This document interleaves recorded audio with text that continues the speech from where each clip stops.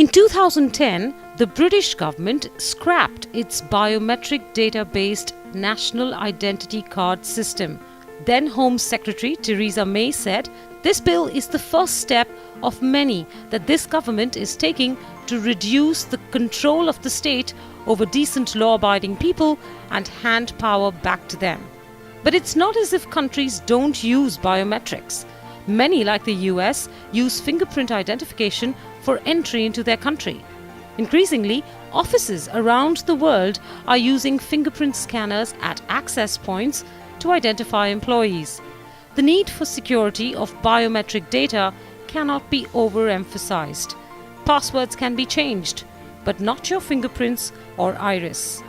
Meanwhile, the Indian government is moving ahead at full speed to link the country's most ambitious biometric-based identification program, Aadhar, to the delivery of many public services, including now the collection of taxes. As if that weren't worrying enough, many private organizations are now insisting on Aadhar-based authentication. Many Aadhar critics have raised security and privacy concerns, and I'm going to put them to the father of Aadhar, Nandan Nilekani, starting first with why he and his team at UIDAI decided to use biometric data to establish this ID. See, I think the UK identity card project has really nothing to do with what we are doing in India, and I think we shouldn't conflate the two things. The challenge in India was twofold.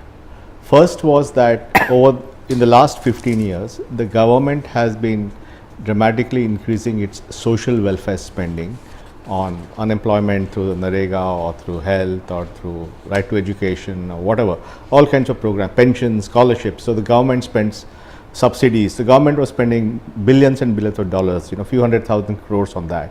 And a lot of these benefits were going to individuals.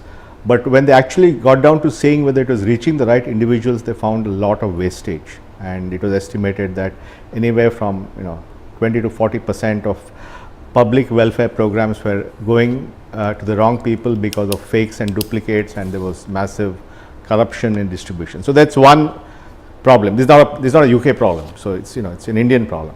The second problem is that in the West has very robust birth certification system. So when a baby is born in a town in UK or the US, the registration happens immediately through a process, and 98 to 99% of births in Western countries are registered at birth. And if you're registered at birth, then that's your ID. You don't need any other ID.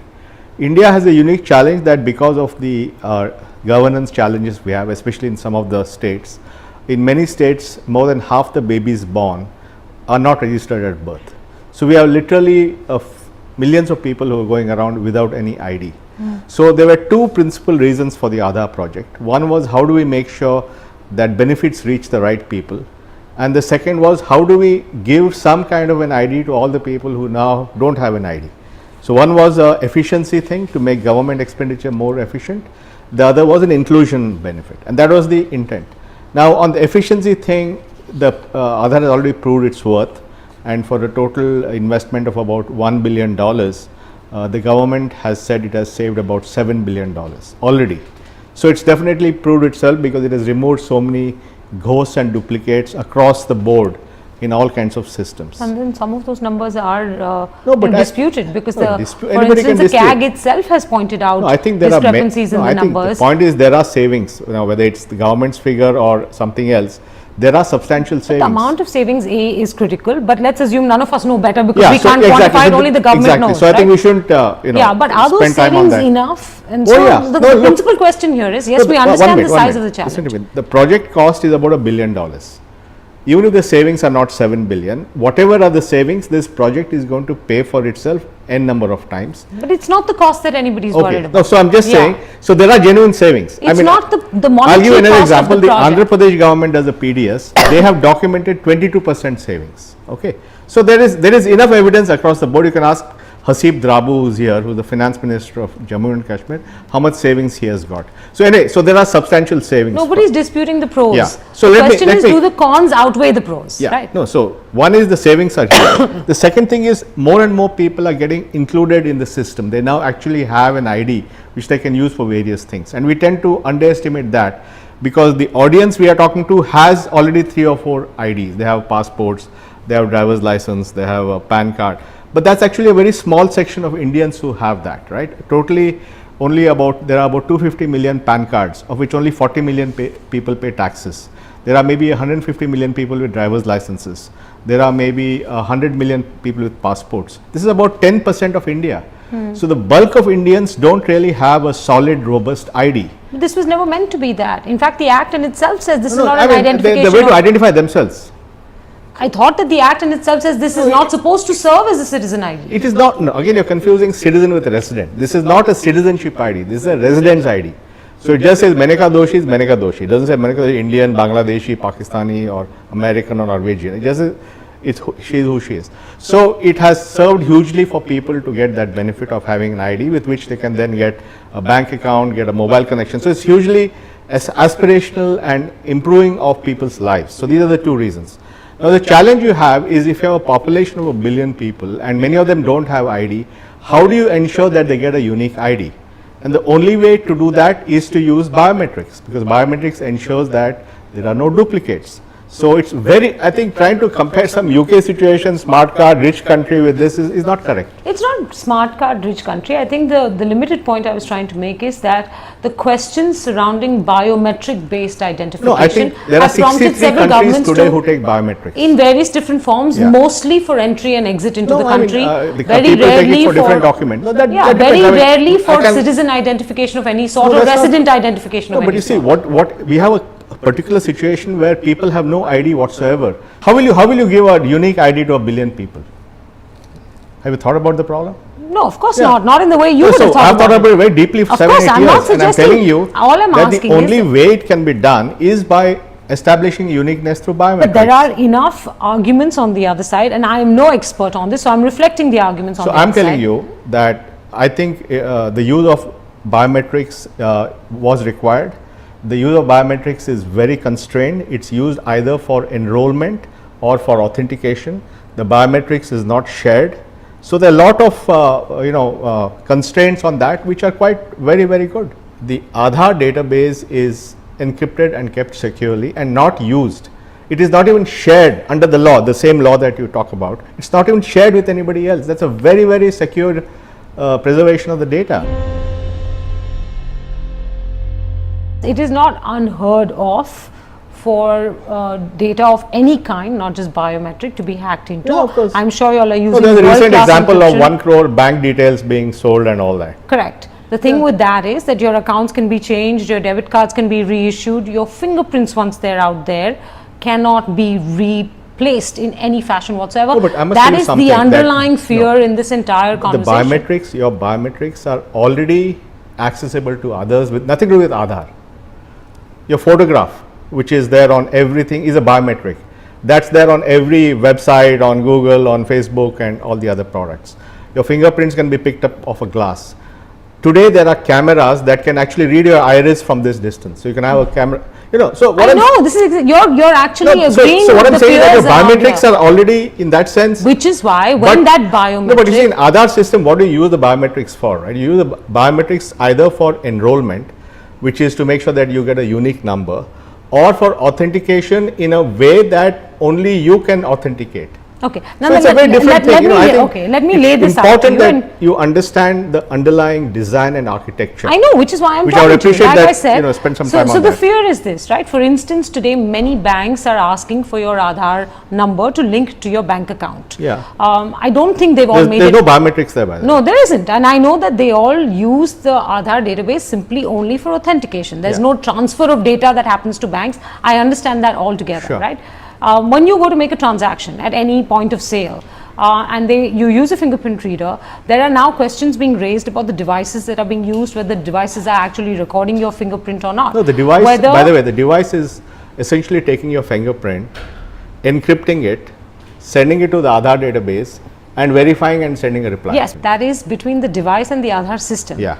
At the point of sale, in that device, are you saying, contrary to some instances that have been reported, that fingerprints cannot be stored on the device or cannot be copied via the device in some format? If the device stores your fingerprint and your fingerprints are linked or your Aadhar number is linked to your bank remember, account. this is not an open device. Every device on the Aadhar system is between authentication user agency, which has a technical and legal contract with the UID system on how it can use and cannot use Aadhar. It's not, so it's a controlled system. It's not like the internet or something like that. Also, when you do an authentication, you get a message. You get either an SMS or an email if your number is used in an authentication. That's another way of ensuring that your number is not used by somebody else. Moreover, for financial transactions above a certain value, you need to have two-factor authentication.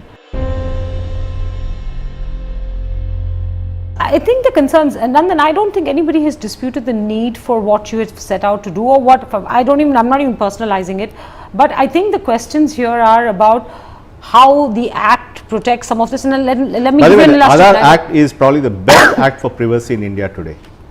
I'll read out the, no, tell me a better act. No, I'll tell you this. No, I'm not going to tell you a better act, because in this country it's a race to the bottom when it comes to good legislation. But the meager penalties for theft of data. No, the meager penalties for theft of data, and I'll point out to you, I think in most cases, whether it is the use of the data by a requesting agency, as the Act puts in, for just simply authentication reasons, or it is actually the theft of the data, the penalties range from 1 to 3 years of imprisonment, and in most cases the fine is about 10,000, and in other cases I think it's in one case. So my point is, where are the deterrents? Your opinion versus my opinion. It's not an opinion. I'm saying that this is very critical information. Linked to my identity, linked to my financial on which story. There are certain punishments or whatever for infractions. Now you can say that's not strong enough or whatever. That's an opinion. It isn't. This is very critical data. But again, it's an opinion, because if the people in so Parliament. So you're saying 1 to 3 years of jail time, or 10,000 rupee penalty, or a 50,000 rupee penalty is an adequate deterrent. Going to jail for 3 years? Yeah, I think when it comes to the loss of the most critical data in your life, no, I think, which is your iris, your we are fingerprint, confusing an opinion. All of this linked to your financial you're confusing, data. You have an opinion, somebody else may say. I'm asking a question. I don't have an opinion. No, I think the law is adequate. The law has a lot of very, very important features. For example, it says that biometrics cannot be shared under any circumstances. Number two, it actually prohibits the Aadhar system from collecting information like your race, creed, caste, all those things. That's a very, very strong limitation. Because there ought not to ever be any profiling of any reason. But the point is that it's not a virtue. If had it happened, it would have been a vice, right? No. I think the fact that the extent to which people have gone to make the law strong has also needs to be commended, If you see the object of the Act, and it says an Act to provide for as a good governance, efficient, transparent and targeted delivery of subsidies, benefits and services, the expenditure for which is incurred from the Consolidated Fund of India to individuals residing in India through assigning of unique identity numbers. In the Act, there is the provision for private entities to be able to use Aadhar as an authentication process. Through a process of becoming so the object of the Act is, here's the government, wanting to deliver services and benefits to you, the citizen, and the best way it can do this is knowing what your identity is. But now I know that Skype Lite can that's an optional use feature. this database. But why would you? No, but don't use the it. Promise to me. No, it's not a promise to you. It's very clear, by the way, in everything that right from day one that it would be used for authentication purposes for a variety of reasons. I know, but look, so what's new so here? Today banks are how do I put it? They're quite insistent that you give them the Aadhar number, but I don't think it's mandatory. Authentication with giving the Aadhar number. I'm saying no. All I'm saying is that slowly a number or an identification that was supposed to be for the government's delivery of benefits and services to a citizen is now becoming used by many other private entities. Right from day one. That's my point here. Meneka, you are not read or listened to what has been said from day one. I have. Aadhar was meant to be a platform. a platform for use. I'm for reading a the variety object of the act that was passed last but it year. also allows for other uses. The object of the act is this. I'm reading it No, but if you verbatim read, to you. the law has a section which says clearly it can be used for other purposes. I know, in which Yeah, I so- find that section is in direct contrast to the object of the act. The object of that the you act take it up is with the lawmakers. good governance, efficient, transparent, and targeted delivery of subsidies, benefits, and services. The expenditure And for allowed which to be used for other things. no, for the expenditure for which is incurred from the consolidated No, I mean, fund you're of not a, are India. you a lawyer? I'm not a lawyer. So I don't know why we This make is this English. argument. Nandan, this is just No, plain come on, simple English. the law allows it's you to government use it for- services, no, if government it's benefits, if it's and also government allowed services. for other services. Yes, there is a provision in the Yeah, act. so You're right. that's fine. But that's what I'm asking you. When did this become a general or a generic ability for anybody in the private sector to use this as a means of From day one. authentication? No, why? The act is not. Because it is an optional The feature that you use. But why I would? mean, you're not being asked to use Skype Lite, right? If you wish No. to use Skype Lite, and if you wish to authenticate yourself for some purpose, that's my decision. Why are you coming course. into my right to use my Aadhar number yes, to use Skype Lite? So this is my response to those who say Aadhar pay. I don't want to give away my fingerprint. Don't use it. Yeah. Do use another payment system. Exactly. Totally fine. Today, many banks are asking for your bank account to be linked to Aadhar. I can see. But that's not linked to authentication anyway. No, it is. I mean, you give the number, Yeah. and then if you want to use or transact through the bank system, you can do fingerprint verification No, at that's the point one of the sale. ways, right? I mean, I can. You when- can do if I want- fingerprint if I want to do verification a at the point of transaction in the sale. bank, I can use my debit card. Yeah, it's one of the ways. I can use my PIN. I can use my mobile number. So they're all different ways of doing it. I understand If you want to use it, don't use it. No. I understand that as well. I'm just saying that, So look, it's an optional feature benefit. It's not some constraint. Nandan, we can sit here and talk about this, and you will possibly, as I can see, indulge me in the explanation.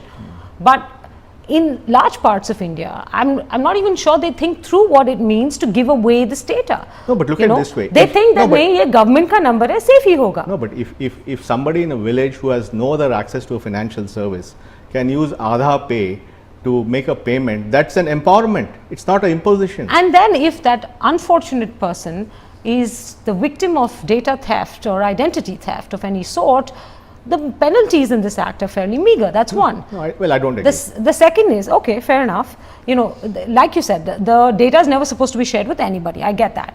But there is the power given to a district judge to be able to call for that data. It's Yeah, in the act. That's under It's in the act. national security. Yes, no, yes. But what is national security? It's an ill-defined, no, it is. It's By the not. way, there's a law which actually puts That defines things. national security. Yeah, Come I on. know. No, I know. Do you know what's happening in other systems? There's no such law even. Yes, Nandan, all I'm saying is that, look, I'm looking at the worst case scenario, and I understand that's not No, how but you would what build I'm a saying is project. that if you were to look at what I'm saying, why are you singling out Aadhar for this? Because Because a it's general- biometric based. No, That's come it. on. There's nothing I like didn't have a biometric. problem when I signed up for my PAN card.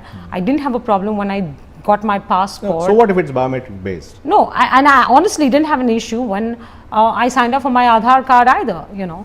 But now when I see the ubiquity of it, I'm wondering whether I did the right thing, and I'm now thinking whether I should ever actually use it at all. So if my bank asked me See, to the- provide my Aadhar number to link to my bank account, I probably put my foot down and say no. And I don't know when it will become mandatory, because the speed at which the government is making this almost mandatory in many places, save the Supreme Court See, I think- decision, the I private think sector is the- going to follow suit. I think the use of Aadhar in the private sector is where you are a participant in a transaction. Okay, it's not without your thing. Like if, for example, 100 million people went to Reliance Jio to get a electronic KYC done, and they used Aadhar. Now, why did they do that? They didn't do it because of any other reason, but convenience. Yes. Right. So they said, if I use my Aadhar and do an eKYC, I can get a phone connection in 2 minutes. If I go with the old paper-based route where I give a Xerox of my driver's license, some guy does multiple copies or whatever, then it takes 1 week. So in everything, privacy and convenience are always traded. Okay, when you use a foreign product, an online product, you sign a terms and agreement. And I'm not sure whether you read that whole thing. I know you can Sometimes I do, but sometimes I don't. Exactly, like for right? instance, I don't use Facebook because Yeah, I don't care for the way they infringe my privacy. So there also you're agreeing to something, and that is called consent. Now similarly, if somebody goes and wants to get a mobile connection from Jio and he gets that in 2 minutes, Yes. that's a mutual transaction between him and Reliance Jio. He says, for me, the fact that I'm getting my SIM connection in 2 minutes, it's worth it to do an Aadhar authentication. So why are you even worrying about it. I mean, if I want to get my SIM card in 2 minutes, it's my choice. I'll tell you why I'm worrying about it. You have a fair point. I think you're coming into my empowerment of how I can use my Aadhar number. No, I'm not. Okay, so here's my counterpoint to it. It's a counterpoint. You may not agree with it at all. Is that I'm exposed to enough information to debate this in my head and wonder whether I really want to participate in this or not. I'm not sure everybody across the country has either the luxury of that. All online products, because the same thing applies for everything which is online, right? Yes, but I'm not sure. So why don't you apply that to other products? Because my bank account financial information is not linked to all of that. See, that's what I'm trying to tell you. My Twitter account may have certain information about me. If I switched on my GPS, it might be able to tell you where I'm tweeting from. But my bank account is not listed. No, but your bank account to be debited requires two-factor authentication. My simple point is this. I always thought Aadhar was between the government and me. Now I see many private agencies use it. That's number one.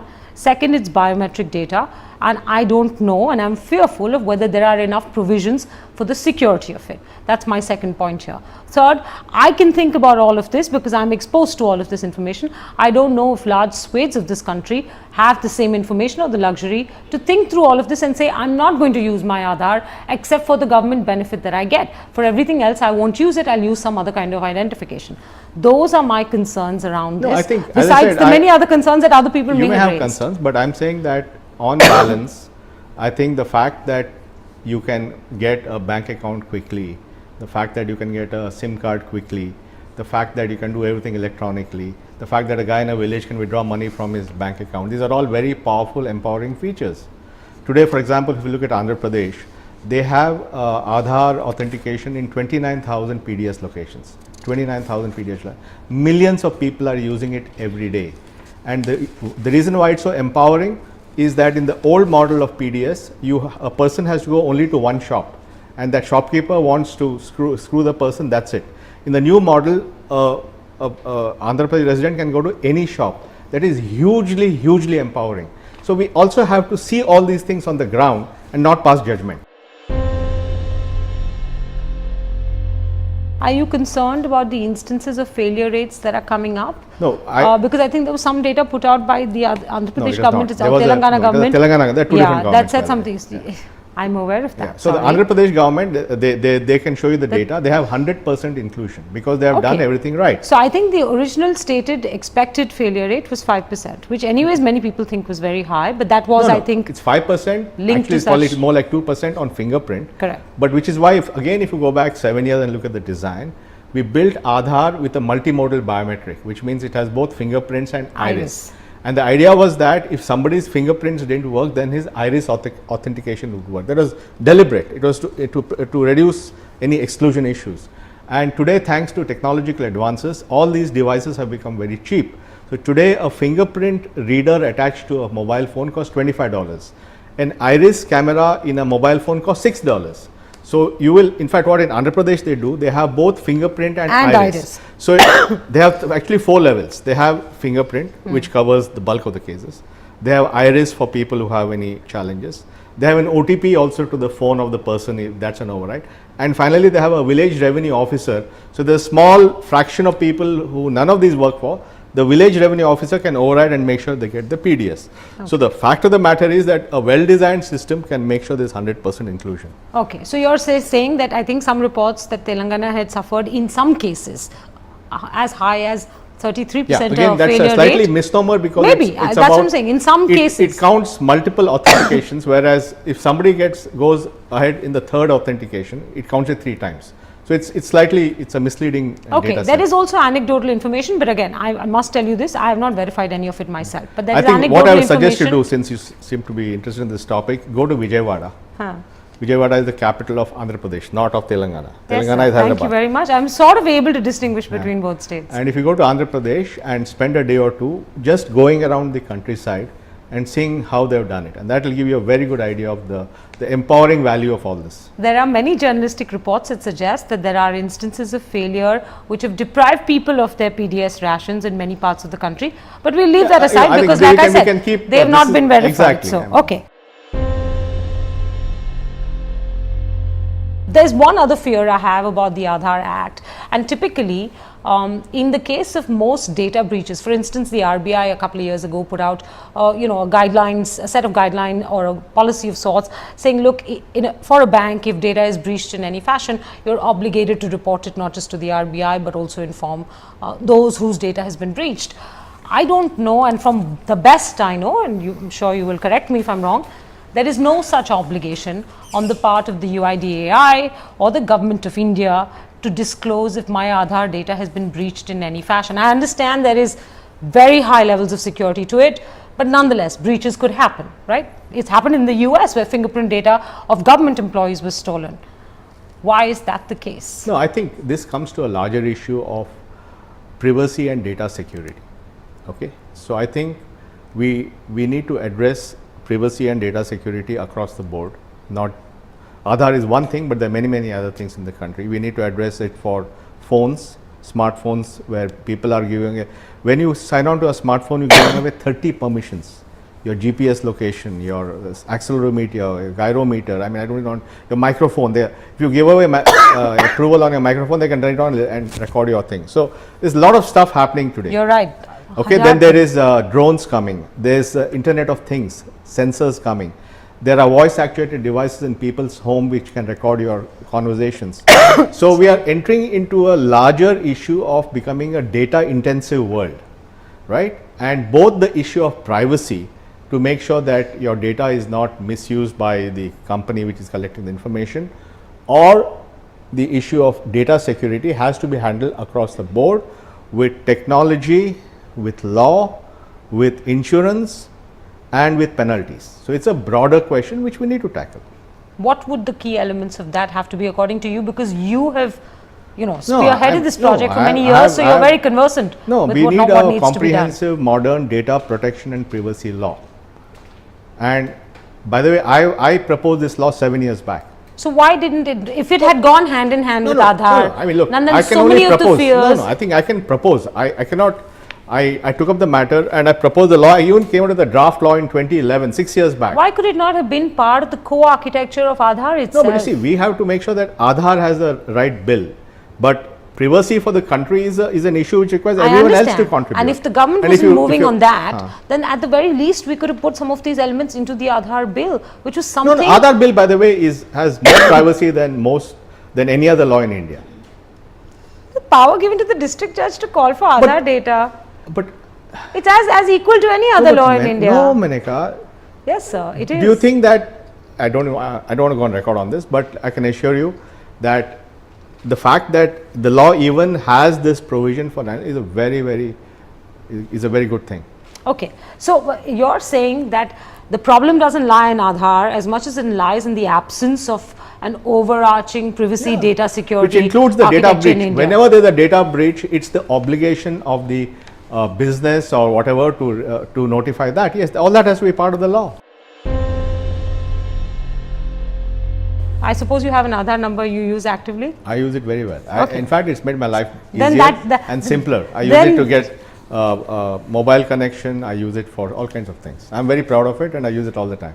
All right. And I have no concerns about it being misused by anyone. I suppose then that speaks of the confidence you have in the system. You have to walk your talk, right? Absolutely. Thank you, Nandan, Thanks. For bearing with all the questions and answering all of them. I do hope that some sense of this nervousness around Aadhar goes away. Well, again, or is at least addressed by the government with all supporting legislation. We have to see, I personally feel, I mean, 1 billion people are using it.